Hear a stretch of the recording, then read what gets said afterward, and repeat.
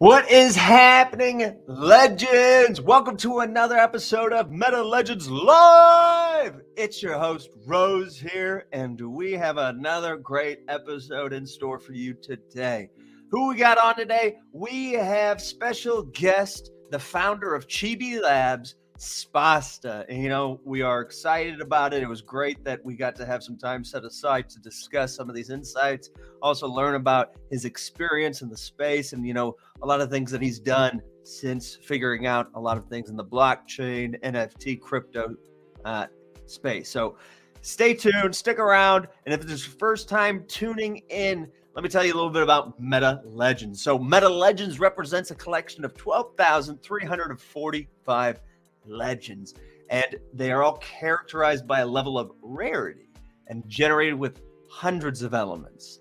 And our goal is to create this complete ecosystem, and we're doing this through a couple of different avenues. One of them is that we are developing our own NFT focused social media platform called MetaConnect.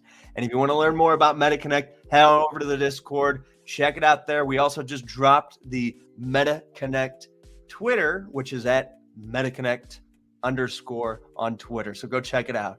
Also, the other avenue that we're taking is we're developing our own metaverse called Meta Life. There's going to be a lot of focuses around in this space because the word metaverse is such a big idea for a lot of companies, a lot of businesses, a lot of projects, and we can't wait to really take advantage of it and create this experience for our community and for other users and other companies, businesses, partners, what have you. So we are excited. Again, we just rebranded the Meta Legends Live Twitter to Meta Life. So check that out as well at Meta Life _ over there on Twitter. Again, if you have any questions, head over to the Meta Legends Discord. All right. So without further ado, let's go ahead and dig on into the meat and welcome on up here, Sposta.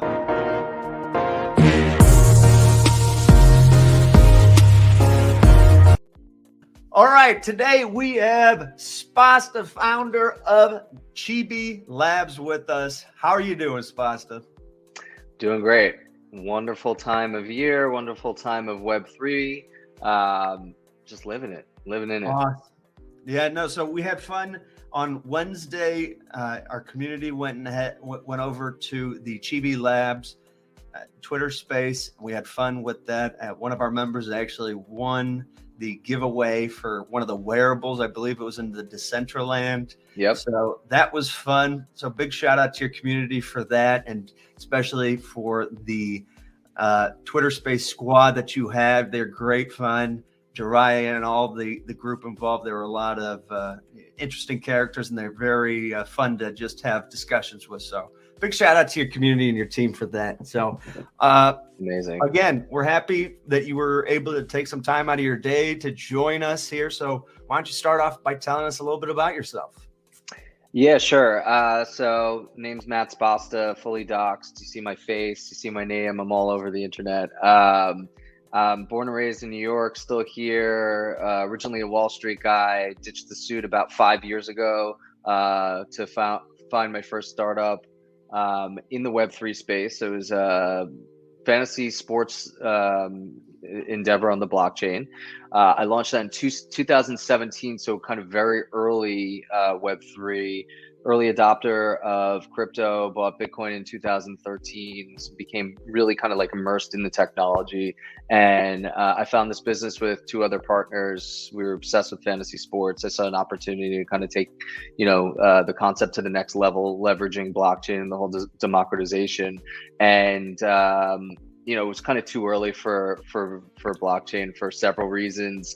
The technology wasn't there. It was extremely inefficient and it was costly. We ended up pivoting away from blockchain, but we still were successful in the business. Sold it to a public company 2.5 years ago. It was now the Pro Football Hall of Fame.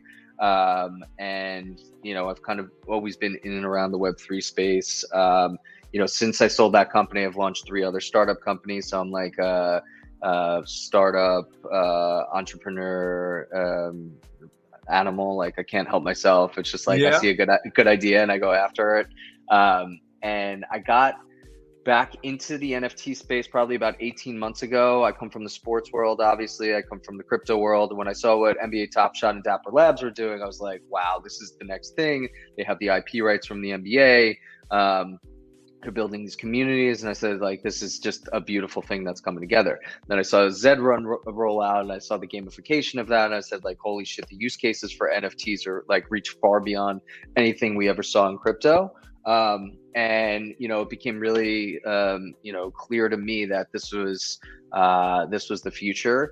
And then take all the amazing things with all this great utility and throw a bunch of apes in my face, and like all of a sudden it's like I became like fully immersed in the PFP game, and like went from all these like amazing gamified experiences to like just collecting and trading JPEGs, which kind of changed my life. But at the same time, it was it was kind of this funny transition.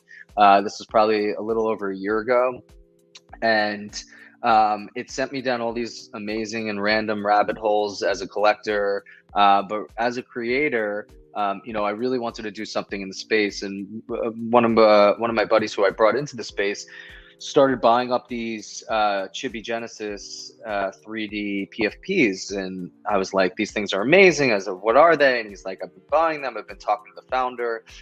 Founder is this artist and engineer out of Germany named Fabs, and we got on the phone with Fabs and we said, hey, we're big collectors of yours. Like, what are your plans? What are you doing? And he's like, I just made this for fun. I don't really have any big plans. And we're like, well, you have something really amazing here.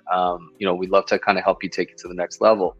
That was in July of last year, and the rest is history. We launched Chibi Apes, which was our first generative collection in September. And, all the other things that we've kind of built and executed since then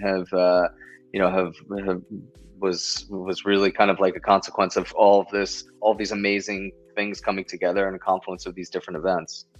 No, that's awesome. I mean, the more people you talk to, the more backgrounds, the more different kind of routes that they came to with, blockchain. And it sounds like you started out with it earlier on, and it was something that, you pivoted from a corporate position, it seems like, in a sense, over to this new emerging technology space. And it seems like it was earlier than when it was NFTs, right? Yeah. So what got you to move and make that shift, It was very difficult. I was living in New York City. I had a high profile job, and I had one kid with the second kid on the way. And I had been building this concept behind the scenes for probably like 6 or 7 months. And I was running around New York, meeting with people in the sports world, in the technology world, in the private equity world that I would have killed for in a meeting with in my previous job. And I was just so passionate about what I was doing. It made it so natural for me to go in there and pitch things. And I was like, I'm in the right place. And, I had to tell my wife, I'm like, look, I'm leaving my high profile job to pursue, my startup and my new career in fantasy sports on the blockchain. And she's like, you're fucking crazy. And I was like, I was like, it's not the life I chose. It's the life that chose me. So it's been one of the most liberating and best decisions I've ever made. Just the thought of like having to work for someone else at this point, seems extremely daunting, and it's not something that I ever want to do again. The freedom, flexibility to build and control your own destiny is just, it's something that I've always wanted. And I felt like I had these shackles on. And once I broke free, it's just like, there's been no limit to the potential of what I've been able to do. So. No, that's, I think that's where, a lot of people are on that edge, and you see a lot of them converting over, and some of them still doing like the trying to manage both things. Me personally, I still have my corporate accounting job during, the day that I manage as well, with this as being the communications lead and podcasting host. And so it's something for me that, I want to get to that point where I'm able to make that transition and pursue this technology, because the first time I was exposed to it, I think was early. Yeah, it was like it was the beginning of 2019 when I was interning for Caterpillar, and we had this competition where we had to identify some of these emerging technologies and go and look and see how other companies and enterprises are using them, and then see how they could fit into Caterpillar's business model somewhere. And some of the technologies were RPAs, were machine learning, chatbots, AI, blockchain. These were, you go and click on the link to see what Caterpillar's knowledge base about them was, and it would say site under construction because they didn't have any information. Sure. And so that's kind of where I first got introduced into the whole space. And, for you to realize some of these opportunities, make these connections, and then be able to have the confidence and the vision to go and pursue this whole crypto, blockchain, Web3 initiative that you have, I think that's pretty awesome that you're able to be in that position. Yeah, look, I'm not going to say it was easy. I'm not going to say it wasn't a roller coaster ride, because when you think about it, like being as early as I was, the market has died several times since then. Like, during COVID, think about, where Bitcoin and Ethereum got down to. It's like the businesses that were first raising capital in 17 and 18, had they not raised a significant amount of money through an ICO, they didn't have the runway to survive. We were fortunate enough to have raised a good amount of capital. We ended up raising $7.5 million of institutional capital. That gave us a decent enough runway. We built a pretty massive team, and thankfully, when COVID hit, we were fortunate enough that the company that came to buy us needed to accelerate their entry into the digital space, so we were really good fit for them. So in general, it's obviously a risky endeavor. I always tell people, if you have the ability to keep your secure job and your benefits and stuff like that, do so as long as you can.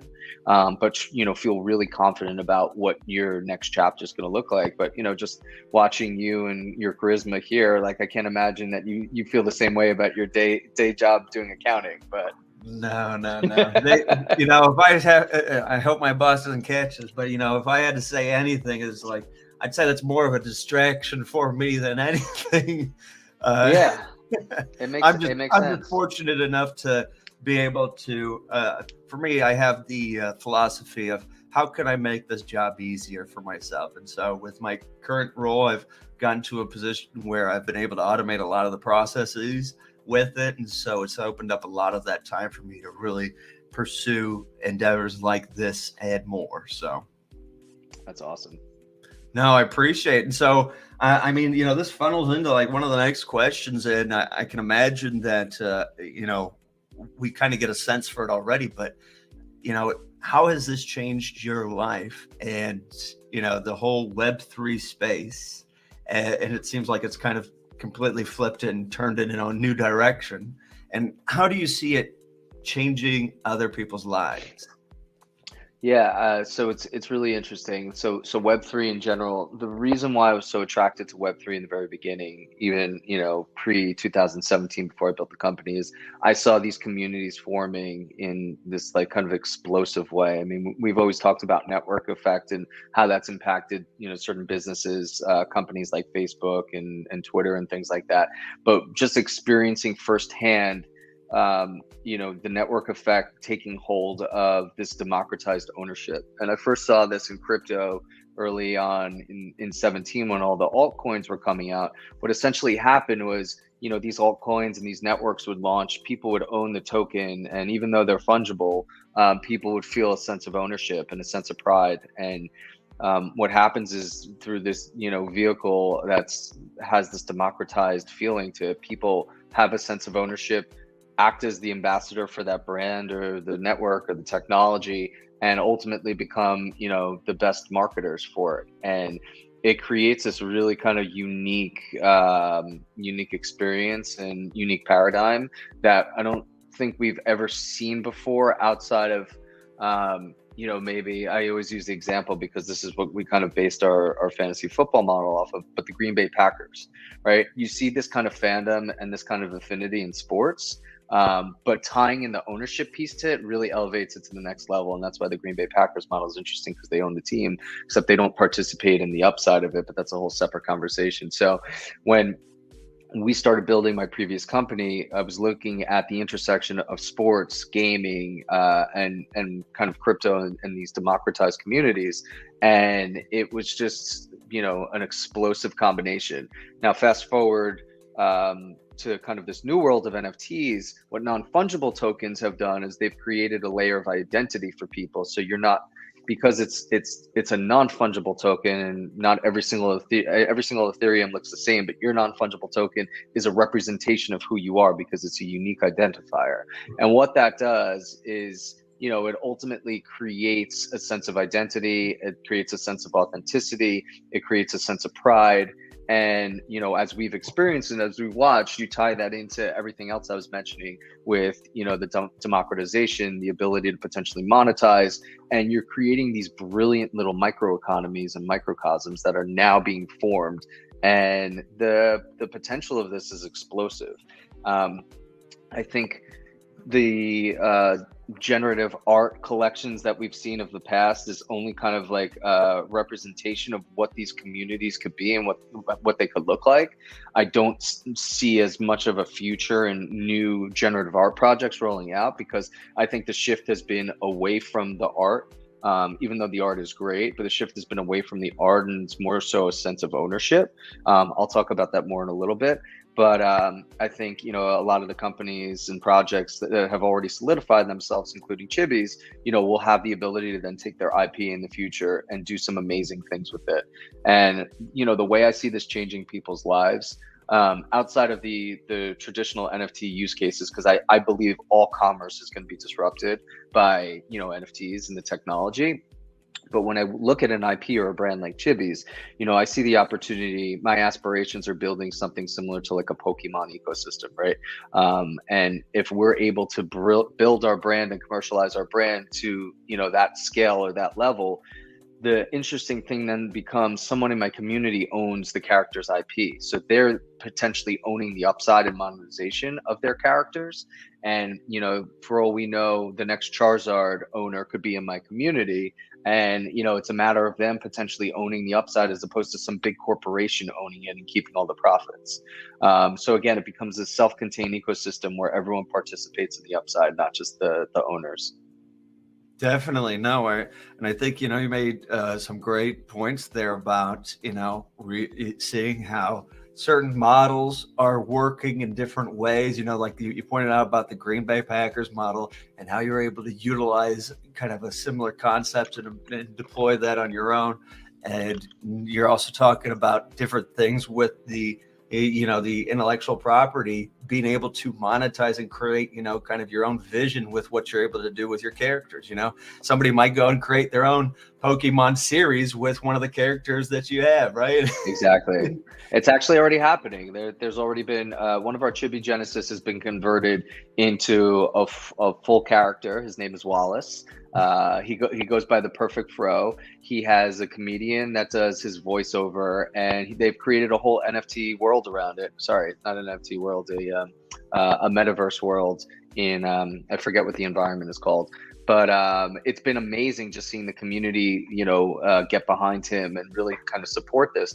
And we support the growth of our community, our collectors, and allow them to do certain things to ultimately, help them commercialize, help them monetize, right? My goal from the very beginning, I mentioned we launched our first generative collection, Chibi Apes. Well, that was one of these like instant sellouts and crazy FOMO hype drops, and we never expected it at the time, but the moment we sold out, people were like, congratulations, you just sold your art projects. I was like, no, I just raised capital. I just launched a business, right? This is a business in my mind. And, this is a business, whereas I'm the CEO of the business and my investors are my collectors that own, fractional piece of the business. And my goal is to commercialize this brand, take it to the next level, and monetize it on behalf of our collectors. And that's what I've been doing the whole way. No, that's awesome. I mean, that is what you see a lot of it coming down to is the community impact. What value can you drive for the community, and what value can the community help to drive for the project? And understanding and leveraging these aspects here, what are really helping to grow a lot of these different businesses, right? And you have a lot of examples now where people have, you got all these different models like the Bored Ape Yacht Clubs, you got the Moonbirds, you got Chibis. Everybody has different models for how they released and how they're growing and the different kind of environments that they're creating within their communities, which is how they're, leveraging some of that success. And so it's interesting to understand those different kind of concepts and perspectives, especially, you got to consider, all right, yes, it's great. We sold out. Now time to do the real work. It's true. I always tell people, I'm like, it feels like the hard work was done to get to the launch point. Well, just wait. Like the moment you launch, it's like, that's go time. Yep. No, because, the whole aspect of going through the mint, making sure that everything's secure and whatnot. And that is a whole process in itself. But that's just one stage. Man. That's just one stage. Yeah. And now you get into the other side where you have the Discords, you have all the social medias. You got to maintain. You got to make sure there's there's appropriate security for them. You got to maintain that they're pushing the right image for your stuff. You're communicating the right things, and also maintaining the appropriate timelines for how you're developing and launching a lot of your products and stuff. So true. Yeah. And so, that kind of leads into a couple of things we'll talk about later. But, we've been talking a little bit about Chibi. So why don't you tell us a little bit more about Chibi Labs? Yeah, so one of the things that really attracted me to Chibis in the very beginning, and like I said, this was IP that was created before you even came along. But, I always kind of saw this shift happening from the 2D PFPs, the Bored Apes of the world, into more 3D virtual environments, metaverse integration, augmented reality application, things like that, video games. And when I saw, the 3D Chibis, I got really excited because I thought this was kind of the future and this was going to bridge the gap into those environments. And, some of the things that we've done very early as a community and as a project, our 3D files have always been made available to our collectors. These are high fidelity, high quality 3D files that you can then take and put into applications. So we have some really advanced animators in our collector base who create these like amazing videos. We have some novice also who use, iPhone products like Mixamo and things like that. So it's become a really fun thing amongst our community that they've created these 3D animations of their Chibis doing really fun things. I'll send you the details on that later so you could do it. Awesome. That'd be fun. We also have an AR tool on our website. So if you go to our website from your smartphone, you could actually pull your Chibi in real life into your live setting wherever you are. So I always take pictures with my kids and they love that. So that's always been another fun thing for us. But, again, we still see this kind of shift happening over the future, taking 3D assets and moving them into different environments. And, we've always wanted to kind of expand our collection to kind of, meet the demand that we think exists in the marketplace. So after Chibi Apes, we launched Chibi Galaxy in November. That was actually our third collection and the kind of final collection of our PFP. So we have Genesis, Apes, and Chibi Galaxy for a total of 6,700 across those three collections. And then, as we were talking about before this, just a couple weeks ago, we launched our companion collection called Chibi Friends. Chibi Friends are pets, they're companions for your PFPs. And as such, we launched them as a free airdrop to our 6,700 holders. And then we sold the remaining ones all the way up to 10,000 in the public to non-Chibi holders. And we had a public sale where we sold out in 20 minutes. It was really exciting. We brought a bunch of new people into the community. And what makes Chibi Friends different than most NFTs is we're the first evolutionary NFT. So Chibi Friends popped them up here real quick for you, just so because there you go. Those are the four collections. That you have the 4 different collections here. Yep. And just to talk about Chibi Friends a little bit. So Chibi Friends are the first evolutionary NFT. They start as an egg. They transform to a baby and then ultimately to a fully grown pet. If you want to click into the collection, you could see some of the artwork in there on the right, the Chibi Friends collection. And basically the way you transform them is through this mini game. So as you can see, that first row, those are all eggs. When you play the mini game, it essentially allows you to send your eggs on missions with trainers. The best trainers in the game are Chibis, of course, but you could also use other qualified trainers, which include right now Bored Apes and Doodles and Mutants and things like that. But we're going to be expanding to other collections to allow other people to participate. And it's an off-chain game. As you collect tokens and as you win, kind of missions, you level basically the eggs up or the babies up to the next, to the next phase. And what happens is they start evolving. So your egg then turns into a baby pet. If you want to click into the baby pet, I don't know if I see any baby pets there. Scroll up a little bit. Baby's right there. That the pig. Yeah, the pig's really cute. Pig. So you see little piggy walking with the ears. Yeah. Awesome. With some earrings. Awesome. Yeah. And then depending on your performance, will dictate the traits in the final stage. So when you level that pig up to the final stage, it becomes a fully grown pet. And depending on your performance, your pet, if you scroll down, you can see yeah. So depending on your performance, your pet could unlock some really rare traits. And this has been such an amazing thing for our community. It's really kind of engaged them in new ways. This game is a fully proprietary game that we built, our dev team built internally. For all those projects that talk about launching a game, we actually launched the game tied to an NFT drop. So it's a massive accomplishment. We have 4 sold out collections. We have our own game launch. And that's on top of all the other things that we've done. So just to talk about some of our other accomplishments, because we were a 3D ready collection, we partnered up with Jadu Hologram, who you may know from jetpacks and hoverboards. They launched their app, the Jadu AR app.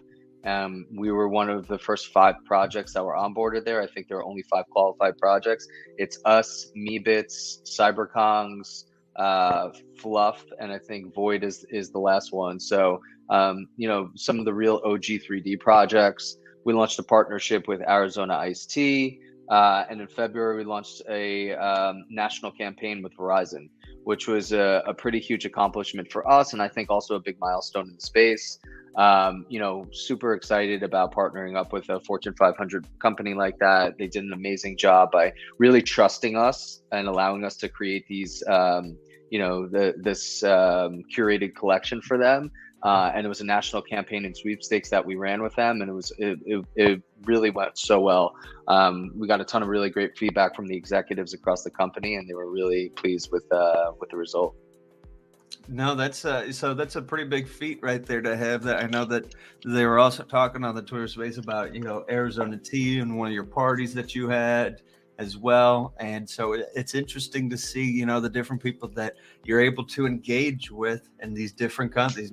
That's one of the big things that I've talked about with a lot of the people that we've had on here is there are companies that they have no navigation of this space at all. Like they're completely they're completely unaware of what they're trying to leverage and what they're trying to do and how they're getting to penetrate into this market. And so having people like yourself, people like these projects that you've created, projects like ours, projects like some of the Cybercogs and then Alpaca Dabbers, we've had plenty of talks with, just getting the understanding and providing some of that navigation to some of these brands, some of these companies is pretty big right now, because it's still, we're all early. It is all still very early in the space, and there's still so much more to be leveraged with NFTs, with blockchain, with cryptocurrencies, and there's a lot of new things to be understood about that. But to circle back to the Chibis, it's cool that you have all these different collections. You've launched 4 different collections. Some they've ranged from the 200 to 3,500 to 3,000, right? And the Chibi Friends, there's 10,000 of them. And so it's cool to see the development and see how you've managed to connect and unite some of these things as well and deploy the game. It's a fun little game. I had a chance to play it overnight, and it's a cool little send your trainer and friend out on a quest. They come back after so many hours and you get a report on how they did. And it's fun. It's just a fun little thing that you can come back to, check on, and continue to, like you said, and evolve that egg to different levels and whatnot, to different stages. So it's fun, and it's a great concept. So to move on to some of the things like being a project in the space, it's a global outreach, right? There's a lot of people that you have. I imagine you have significant impact, across Europe and Asia, probably. People, a lot of projects that we like our project itself, we have a big influence out there in Europe and the US, and we have some scattered all throughout Asia. And so, being global projects like this, what are some of the challenges that you've come into, deploying all four of these collections, creating the game, and these dealing with all these different cultures and all these different kinds of markets to understand? Yeah, so I think the amazing thing for us is we've built such an amazing culture and community base that everyone's been so supportive and collaborative together. We have such an amazing global footprint. We have one of the most vibrant Japanese communities within our Discord, and we actually have 2 mods on our team that are from Japan, and the conversation in that Japanese channel is ongoing. And like I always pop in there just to say hello. A lot of them don't speak English. But we've done AMAs with them before and things like that. And like, for me, it's a 24/7 business. So it's nice that we have mods from Japan. We have some mods in Europe. So the conversation is always ongoing in our Discord, but we try to do things that allow for people really, whether they're in our time zone or elsewhere, to be part of the conversation. We do a weekly AMA and town hall, and we do a recap of that just so everyone has an understanding of like what's going on. My big thing from the beginning is I want to be accountable. I want to be transparent. I want to be like in the spotlight. If people have questions, if people have problems, come to me. And you know what? It's created a really amazing vibe in our community. And I have to say, there's really not much FUD and hasn't been much FUD in our community for months, right? And it's a very tough market. I'm part of other communities where there's always FUD. And it's partially because people know they can reach me. They know what we're doing. They know what we're working on. And it creates a level of trust. So that's been really great. I think when you talk about some of the challenges, if you look at us, we've been around for a year. We haven't had the same success in terms of floor price as a Bored Apes per se, or some of these other projects, but in terms of what we've been able to achieve and what we've been able to provide in terms of value has been, I think immense, and even more so than many other projects, most projects in the space. That's why when people come into our community, they're like, holy shit, you've done all this. And it's just like, it's one of those things. In order to stay relevant, you need to continue innovating. And we talk about all the things that we've done, the different collections and the 3D nature and the game and the evolutionary NFT. This is all stuff to really keep our community like rocking, and it's been really fruitful. And it's been part of the reason that we have been successful is that we've been working so damn hard at this, and we have such an amazing team. So I'd say some of the challenges are, we have a really strong community, a really devoted community, but there's always attrition in the space. People are coming and going for many different reasons. People come into the space a lot of times financially motivated. People sometimes get wrecked in different areas of the market, and sometimes they have to kind of walk away from the space. So we constantly see a shift happening across our community, and part of it is really like we're looking at where we kind of need to be in the future. And building a strong foundation is going to allow us to be successful. I'm building this with a long-term kind of mentality in mind, that this is not meant to be something that's solely tied to bullish NFT markets, but it has more to do with, I'm building a real business. I'm building a viable business that if the NFT market rolled over tomorrow, that we still have IP and we still have commercialization opportunity that will allow us to be successful into the future. Yeah, and I think you definitely have the right mindset. You got the right vision, because let's look at a lot of projects. Let's look at their time frame. Let's look at their life cycle and see. Some of them, they make it out of the gate and they die right. They flop right there the next week, or and that whole aspect of the longevity. That's what we're pushing for. A lot of the legit projects are pushing for that longevity, and that's going to be through sustainability and innovation.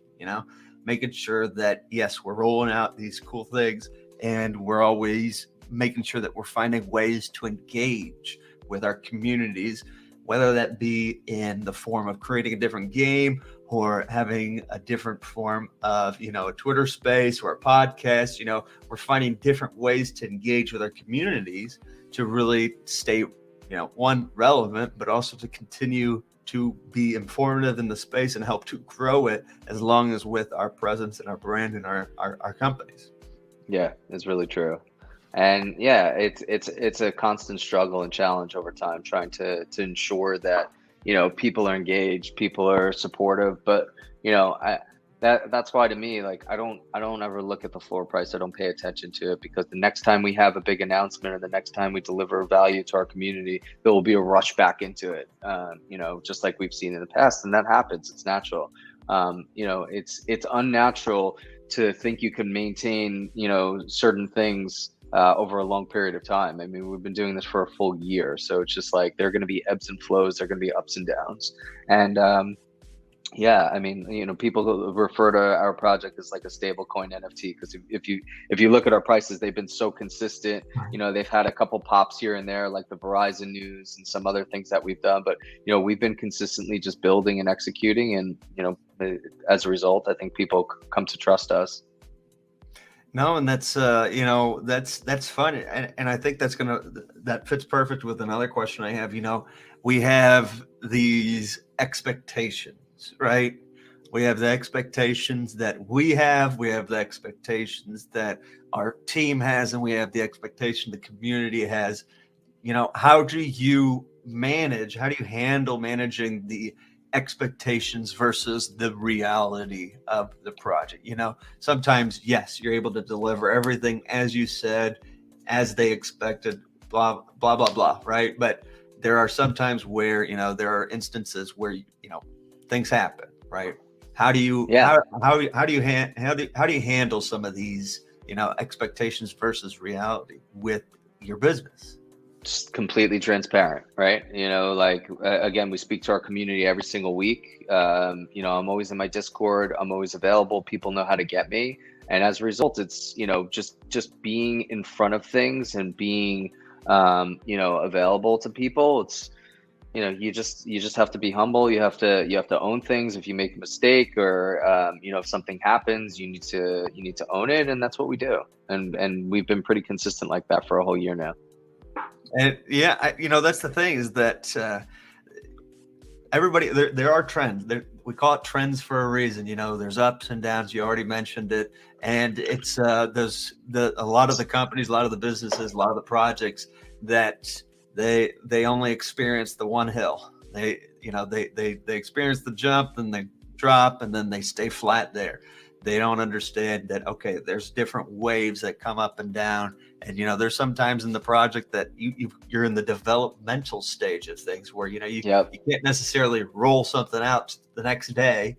You're developing it. It takes this kind of a process in order to do that. And so, making sure that you're communicating that effectively to your community, to your investors, is something that, helps with, like you're saying, that expectations versus the reality of things. Because sometimes, like for us, we have the MetaConnect application that we are developing, and we have our incredible CTO, Haisam, who has been all over it, especially with the tokenomics being deployed in different aspects of our entire ecosystem and the social media development. So like there's different things with this technology, it's still, we're figuring out different things, how some things can set us back and delay us, and how we're able to best and effectively communicate that with the community so that there's not this big turnover, or that we're not letting them down. And like you said, transparency is one of the big factors to maintain some of that confidence, right?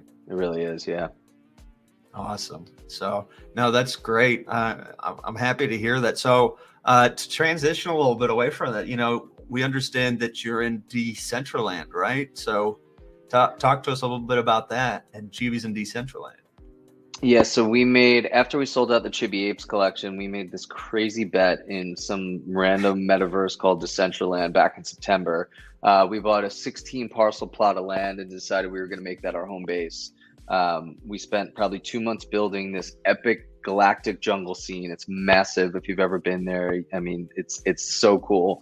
And we launched that right around the time that we launched Chibi Galaxy in November. And it was really just amazing to see and experience, because obviously after we bought the land, I did a ton of research, spent a lot of time in Central Land, and realized no one was there. And what was really nice is every time we held a party there, we'd have thousands of people show up, and we're like, this is what it takes to drive adoption in the metaverse right now, right? You need a project, you need a community who comes out and really supports, the socialization piece, because if you don't have that, then it's going to be very difficult to build adoption in some of these places. So it was amazing to see that all come to light. Since then we've hosted probably 2 or 3 blowout parties, including our New Year's party where we had 15 other projects join us. Some really great projects like On-Chain Monkeys and Desperate Ape Wives and Galaxy Eggs and a handful of others. We had, I think, 5,000 people at that party. We had Aloe Black come and perform, which was amazing. And, it's just been a really fun endeavor. Decentraland is kind of our home base, but I don't see that as kind of like the end all be all. It's just a place that we're spending time right now, but we're building for the future. Presence in other metaverses right now, more so play to earn metaverses. We signed up for the SDK for the other side, so we're likely to build something in there as well. And I don't think there's going to be one winner in the metaverse game, but I think ultimately there will be an opportunity to play a role in those different places.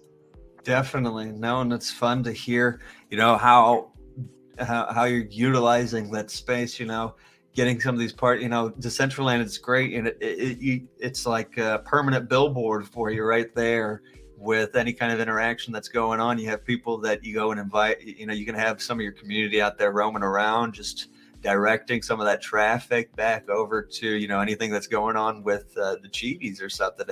It's Exactly. also just something that's a really cool space, and being able to have like a party there, that's a way of engagement with your community, and that's a fun 100%. thing to do.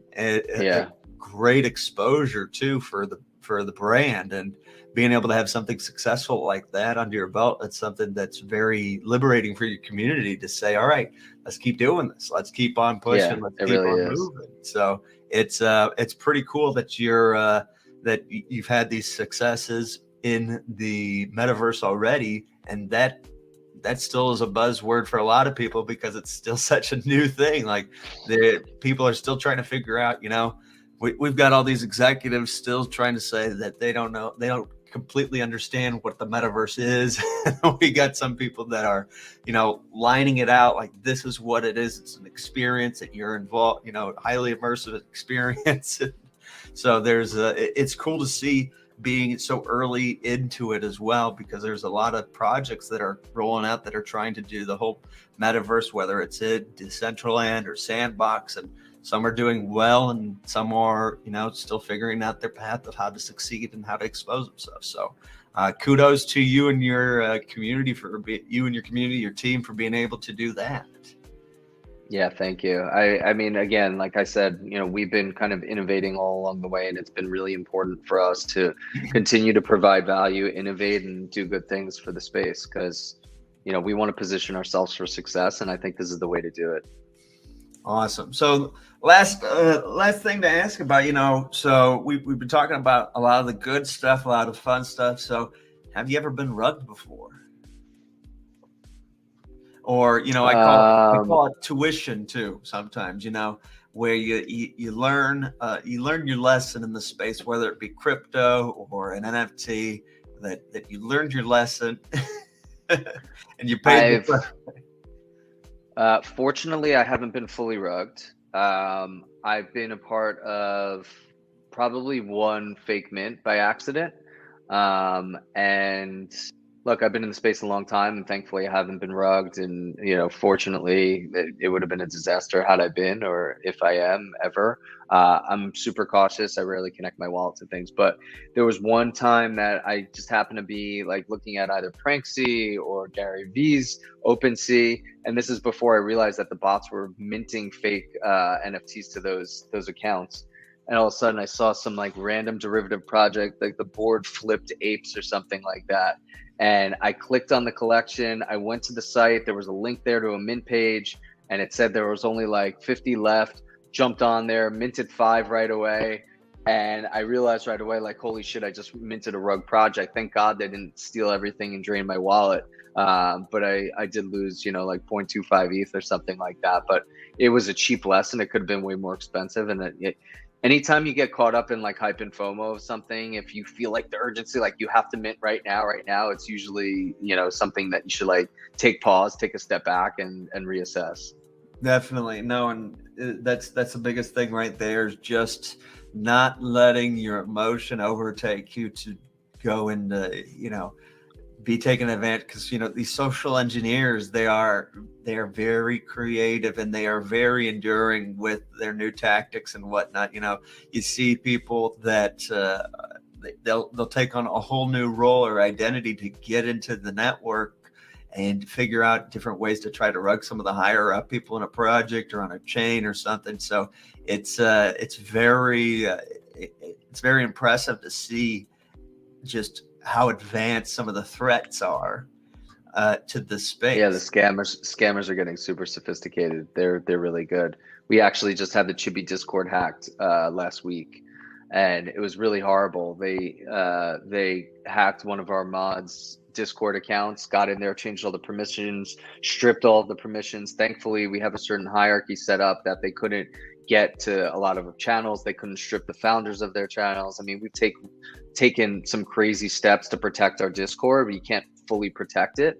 Luckily, I was around. Fabs, who's in Germany, was sleeping at the time, and I ran down to my computer. I shut them down really quick. They had posted a link that 2 people ended up tried minting from. One person lost a mutant, which was horrible.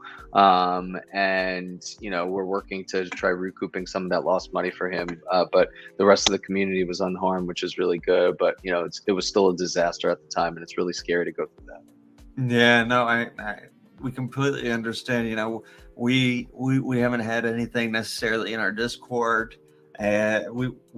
But we've definitely had community members that have gone through the one of them, Red Rabbit. He's a very familiar face in our community, big investor. He's a very prominent flipper for all kinds of projects and whatnot.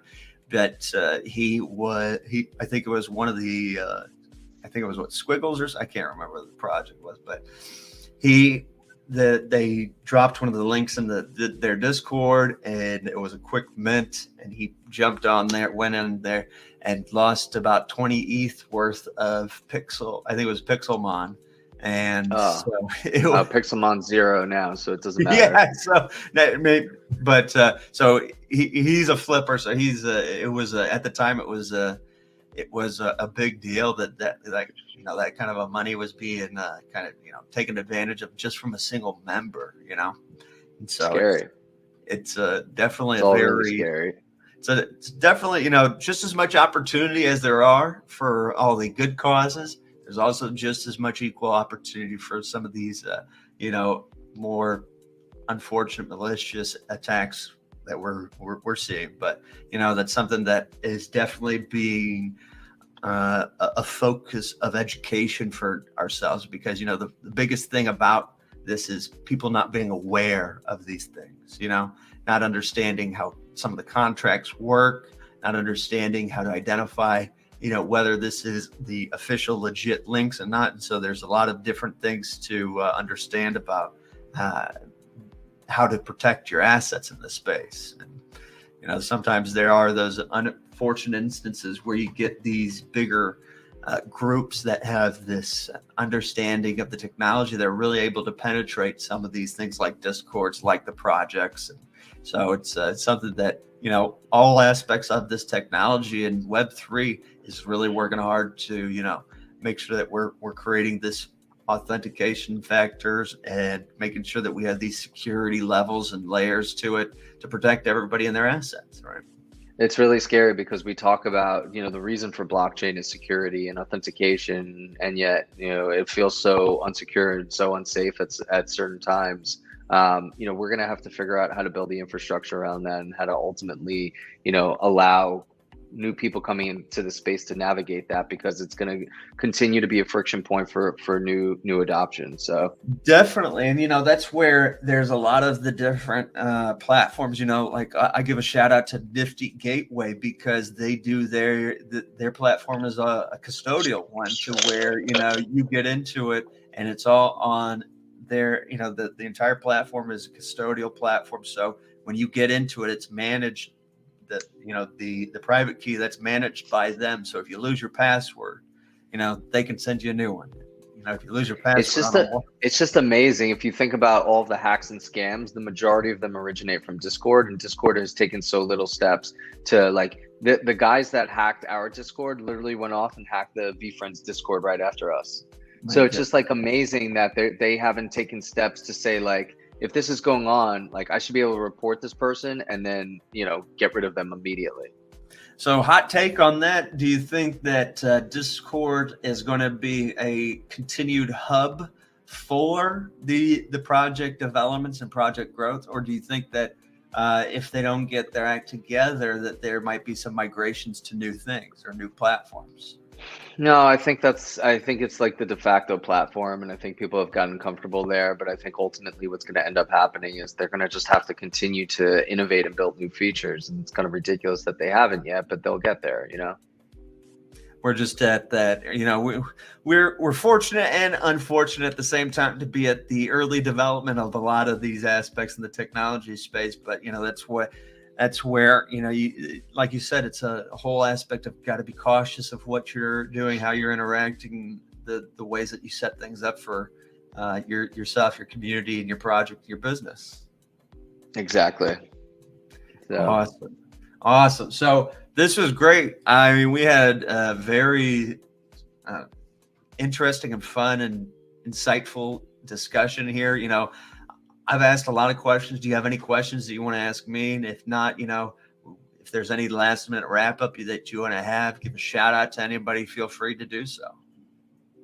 Yeah, no, I really appreciate you having me. I'm sad that I missed the spaces last night, but I got to dig in more about your project and what you guys are building over there. But I always give a shout out to these folks. But my community, our collectors, our team, our entire team has come from our community. So they started as collectors. So it's just been really amazing to see kind of like the maturation of everyone in our community, going from collectors to team members to now, like, if you look, we empowered that group, Jiraiya, Erica, Push, to GT to launch the Spaces show. And they're hosting a regular weekly Spaces show with 100+ people almost every single night. It's just been amazing to see everyone kind of grow.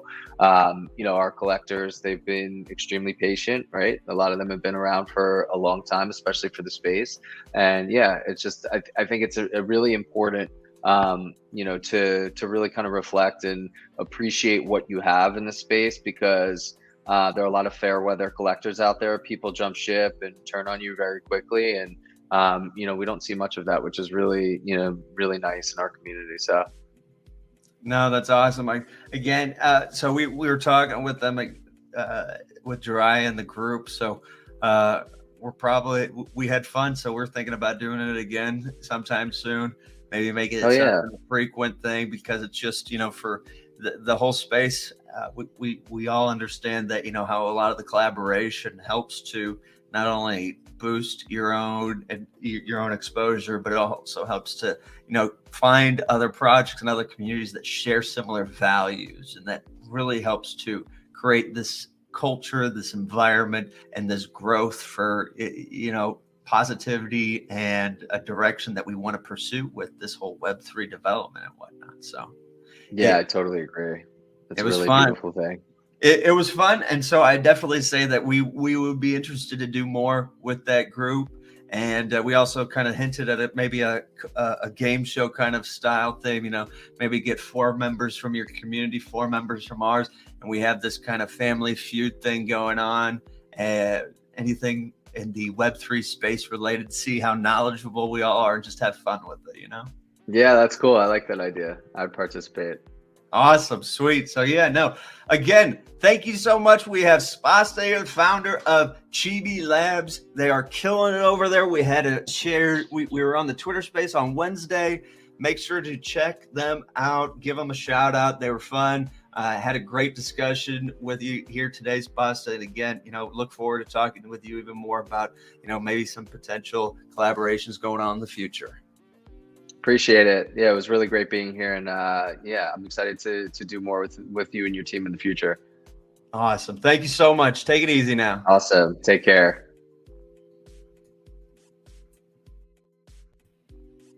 Awesome. So that was an incredible interview. Thank you so much. Big shout out to Chibi Labs. Big shout out to the founder Sposta as well.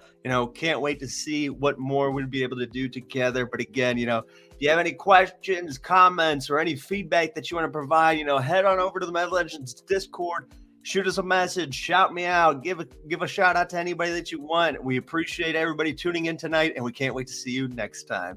Take it easy, Legends. Peace. You came into my life and started a fire.